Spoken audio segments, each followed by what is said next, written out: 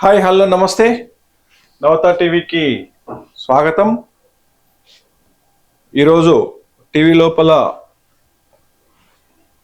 ఉన్నటువంటి వార్తలను ఒకసారి విశ్లేషణ చేద్దాం.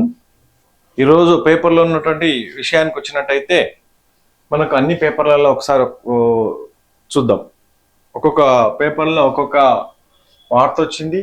మెయిన్గా ఏందో ఒకసారి బ్రీఫ్గా చెక్ చేసుకున్న తర్వాత లోపలికి వెళ్దాము. ఇప్పుడు ఇది ప్రపంచ సుందరిగా సుచాత, థాయిలాండ్ అమ్మాయి. ఇది ఈనాడు పేపర్లో వచ్చినటువంటిది. ఈమెకు ప్రపంచ సుందరిగా పేరు వచ్చింది. థాయిలాండ్ సుందరి కిరీటం మొదట రన్నర్గా ఇథియోపియా బామా, 2-3 రన్నర్లుగా పోలాండ్. మోర్సినిక్ సుందరిమణులు సీఎం రేవంత్ రెడ్డి సమక్షంలో విజేతల ప్రకటన.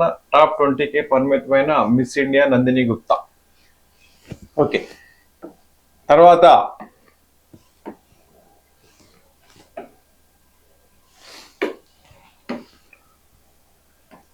వంతెనల వెలవెల తీరు ఎప్పుడు అంటే ఇక్కడ రోడ్డు రహదారులకు సంబంధించినటువంటి విషయం.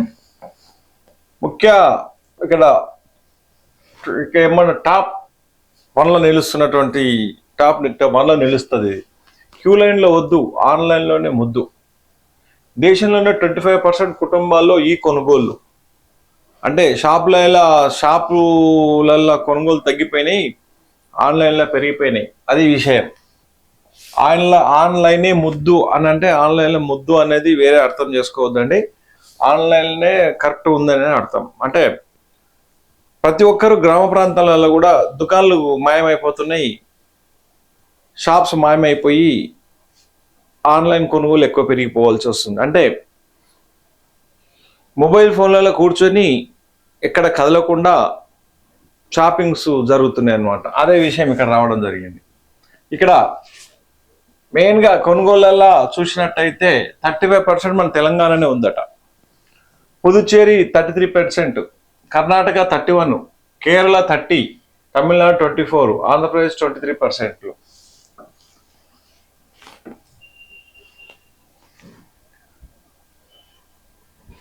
అత్యాధునిక సౌకర్యాలతో గోశాలు ఏర్పాటు చేయాలని చెప్పేసి మరి సీఎం రేవంత్ రెడ్డి గారు అదొక దాన్ని తీసుకెళ్తున్నాడు. పూర్తి ప్రణాళిక సిద్ధం చేయండి అని చెప్పేసి ఇక్కడ మన ప్రభుత్వంలో ఉన్న పెద్దలకు చెప్పడం జరిగింది. మిడ్ మానేర్పై విజిలెన్స్, బారాస కృత్యంలోనే తెలంగాణ అద్భుత ప్రగతి.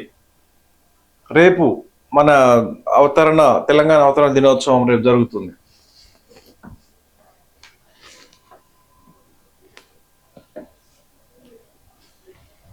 పాక్ పోర్ లోపల మన యుద్ధ విమానాలు ఎన్ని నష్టపోయినాయి అని చెప్పేసి ప్రతిపక్షాలు అడుగుతున్న సందర్భంలో దీనికి సంబంధించినటువంటి విషయం.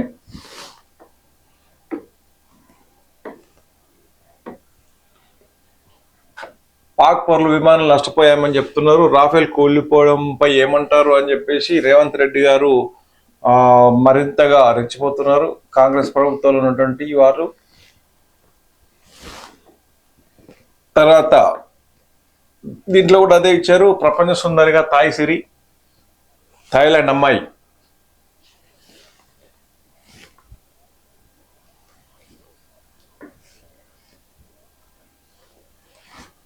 మన యుద్ధ విమానాలు కోరటం నిజమే. పాకిస్తాన్ 6ంటిని కూల్చామన్న పాకిస్తాన్ అది తప్పు. వ్యూహపరంపైన తప్పిదం జరిగింది, వెంటనే సరిదిద్దాం. 2 రోజుల్లోనే అన్ని విమానాలు ఎగిరి పాక్ దెబ్బ కొట్టాయి. ఆ దేశానికి చైనా ఇచ్చిన గగతల వ్యవస్థలు పనిచేయలేదు. చీఫ్ ఆఫ్ డిఫెన్స్ స్పాట్ జనరల్ అనిల్ చౌహాన్ వెల్లడి. ఫైటర్లు కూలాయని తొలిసారి అధికారికంగా అంగీకారం.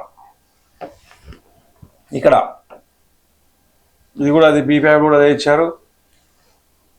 తర్వాత కేసీఆర్ కు నోటీసులు అంటే తెలంగాణకు ఇచ్చినట్లే అని చెప్పేసి కవిత చెప్పడం జరుగుతుంది.